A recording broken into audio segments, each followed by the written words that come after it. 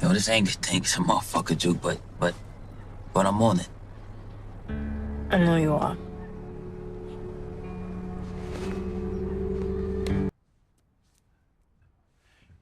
We we gotta take care of each other, Juke. We all we got. This way you break him twice. Once in the pocket, once in the heart. You get ghost money, kill his kid. You ride off into the sunset. Flawless fucking victory. Right.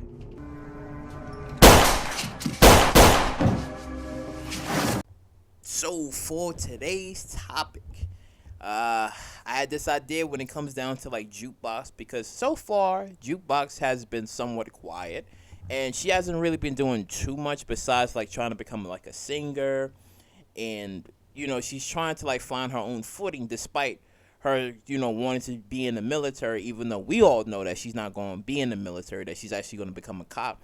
And the one thing I wanted to talk about too is that since this is basically like in the past and we seen like a lot of these things like happen, right? You gotta look at like Detective Howard and Shannon and how all of those people like basically influenced her to become a cop. Because the thing is, it's just that in the future in Power, Ghost and Tommy know that how bloodthirsty Jukebox is, and hence she becomes the bloodthirsty cop, bloodthirsty cop, bloodthirsty cop, right? And I was thinking, I was like, well, what does that actually have to do?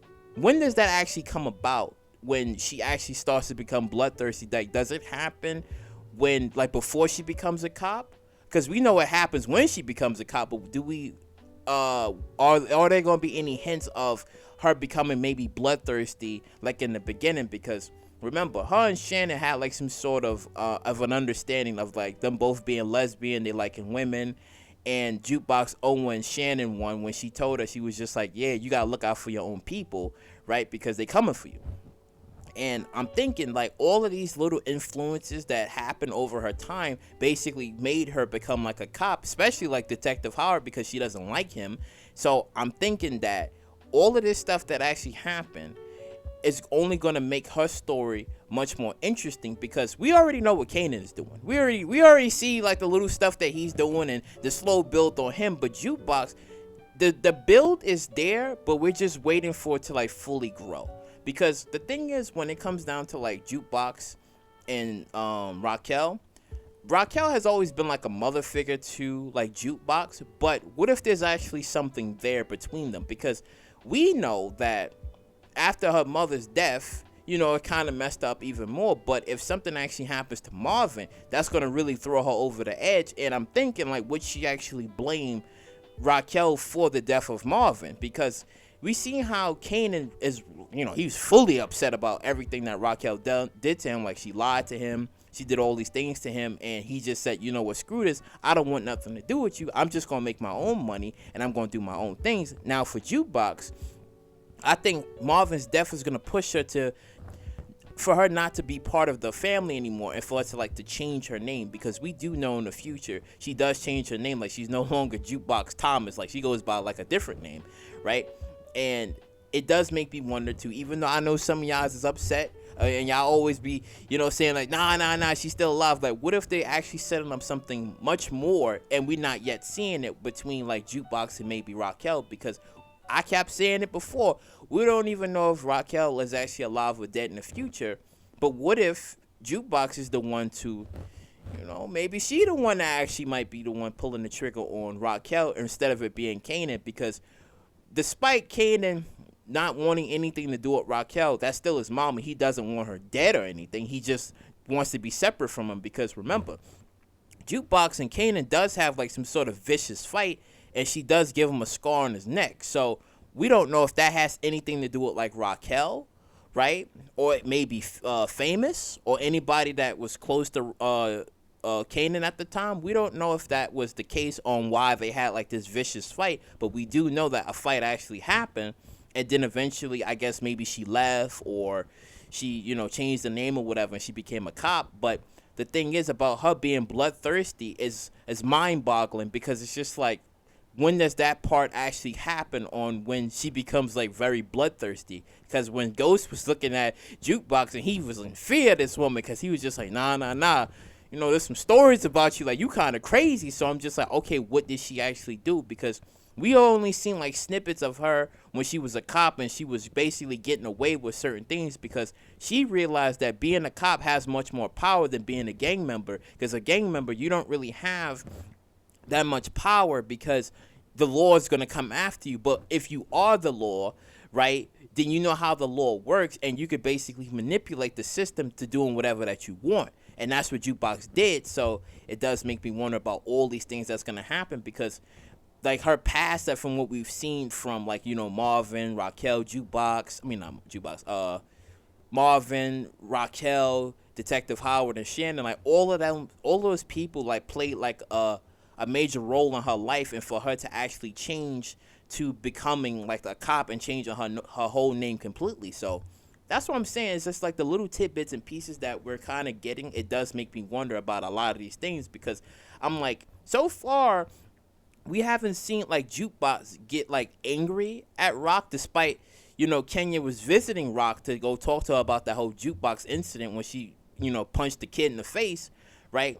She didn't fully like blame her. Now, I understand at the time, because Jukebox emotions was kind of mixed because what Kenya did to Jukebox, but if Marvin dies, will she blame, you know, Raquel for his death? Which I'm kind of hoping that they might actually build up to, where, you know, it's a slow build where she gets upset about that, be like, you was the one that took my dad away, you took my mom away, Kanan was right, or whatever. And then her anger and rage basically might supersedes Kanan's, I guess, anger for Raquel, where she's just like, you know what, she probably have to go. Because let's just say at this time, right, if they do play this whole back and forth thing, because as I said in my last video, where they constantly keep on playing this back and forth game, where it's either going to be Marvin or Lulu, like one of those two is actually going to die. Now, in my opinion, I think if you kill off Marvin first, because it would make a more of an impact to the story on Jukebox, because if he dies first,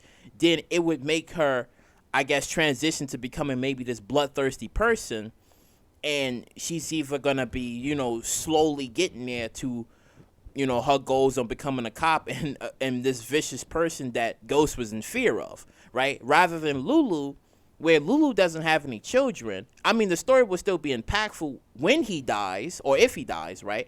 It's going to be impactful, but not as much as Marvin, because, you know, Marvin and Jukebox, right? And Marvin been doing an excellent job on building up his relationship with Jukebox, which Jukebox appreciates, but when he dies, that's going to break everything, and it does make me wonder, will that breaking point lead to her pointing a gun at Raquel, right, and maybe shooting, right?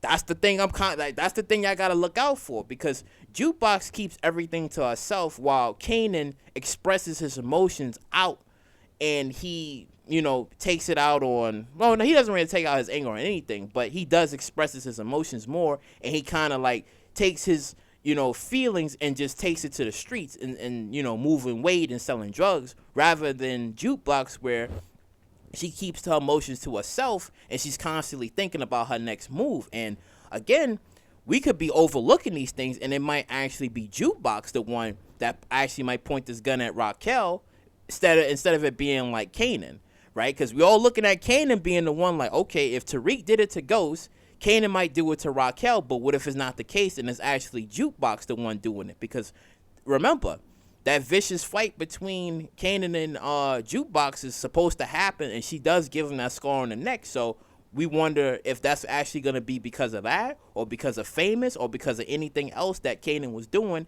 and Jukebox basically interfered. Because let's just say, right, Jukebox, I don't know, either if down the line, right, gets rid of Detective Howard, right?